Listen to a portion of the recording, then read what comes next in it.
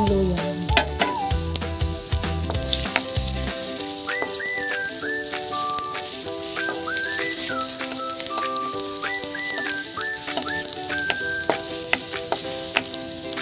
Susunod ko na ang ating sibuyas.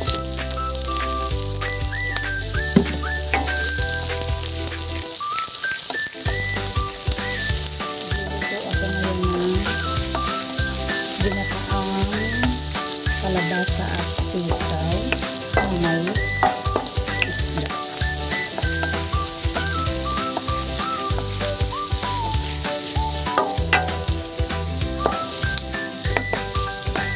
Nananay ang ating bawang.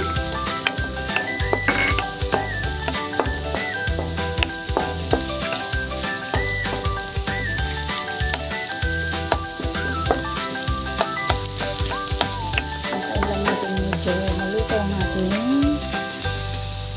mga bawang, sibuyas at luya. Okay na ang ating bawang, sibuyas at luya. Ilalagay natin natin sitaw.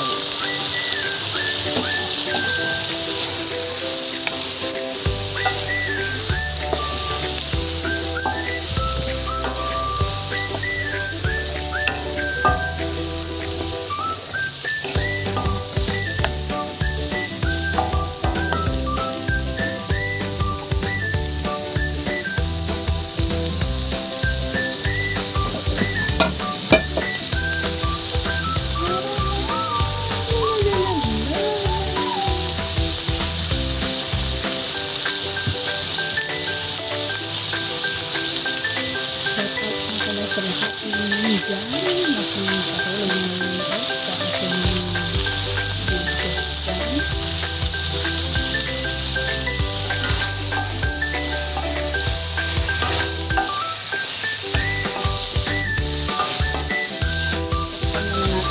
lamits.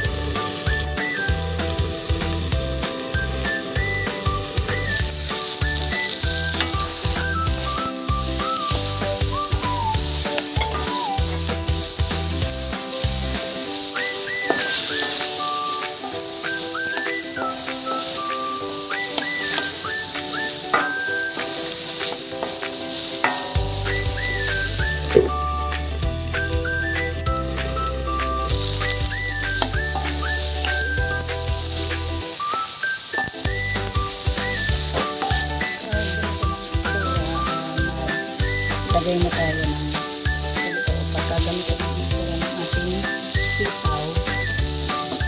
Transfer na ang toyo. Lagyan na natin ilagay yung ating kalabasa.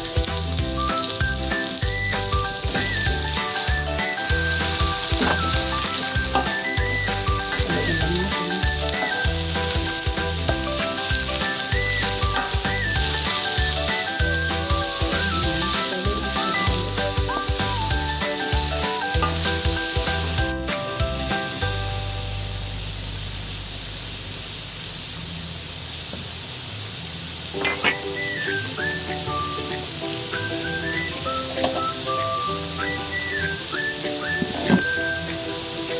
Ngayon naman ay maglalagay ako ng asin sa yung pampalasa na ginagamit ko dyan.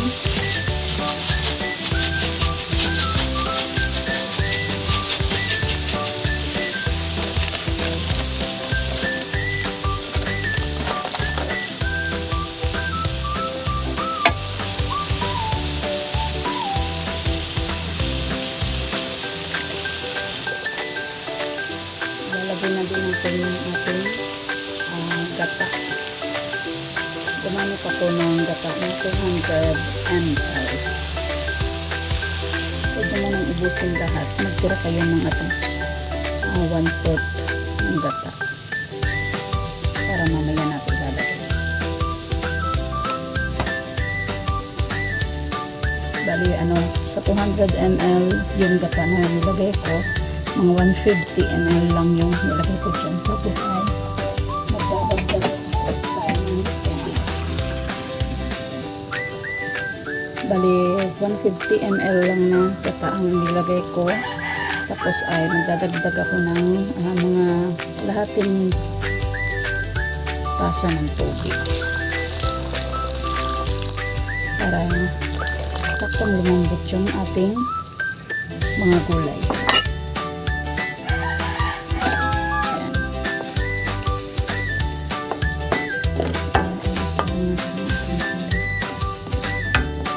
Yung ginamit ko nga palang gata yung nasa pouch. Mas gusto ko siyang gamitin ngayon. Yung nasa pouch kaysa dun sa fresh. Ano siya yung gata talaga siya. Ganda siya guys.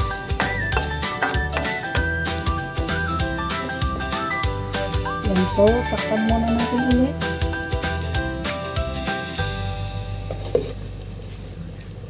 Gantay muna tayo guys. Ilalagay na din natin yung ating tanglad or lemongrass. Tapos ay takpan ulit natin. Ayan, at kumukulo na siya guys. Kumukulo na siya. Check natin. Wow.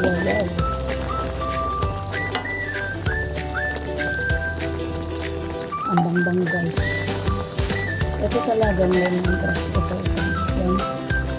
Kapag dagdag talaga yan ng aroma sa lasa. Bango na guys. Promise.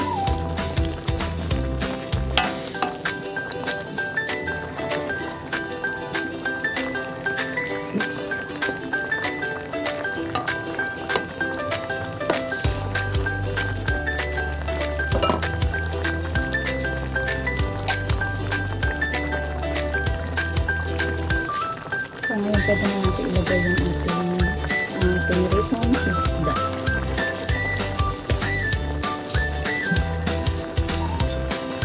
Madali lang naman ito maluto.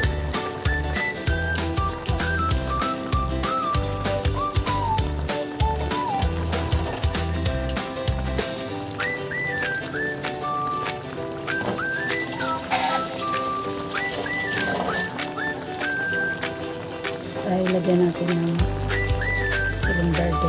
Laki ng cylinder dito.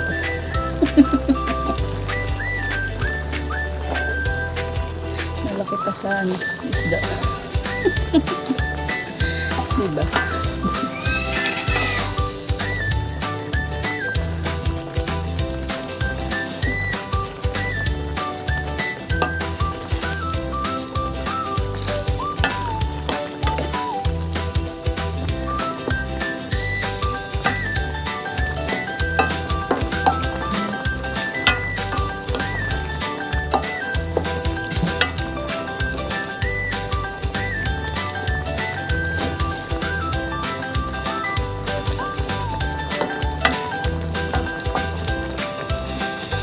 So, takpan muna natin ulit.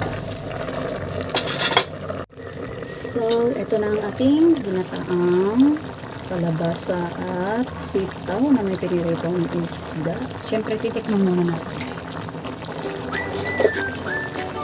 Tikman natin guys kung okay lang ba.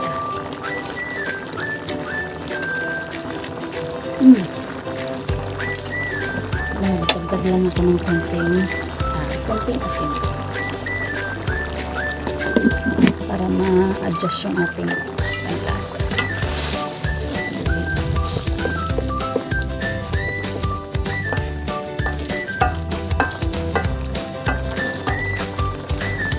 at ngayon naman pwede na natin ilagay yung ating gata na sobra kanina na itinabi natin.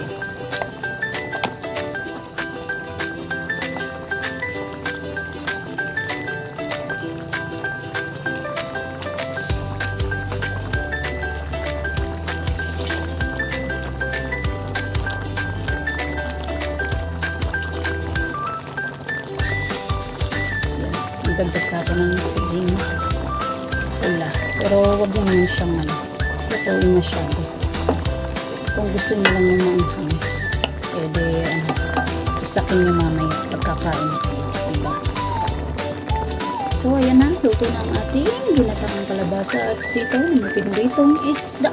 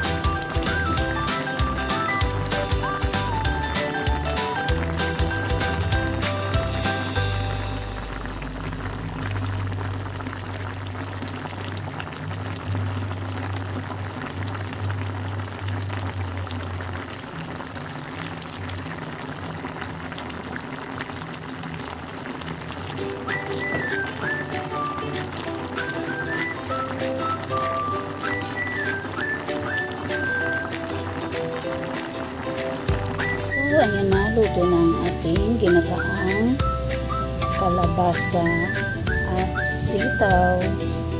Lakas ng hangin ngayon guys, kasi parang ay may bagyo yata.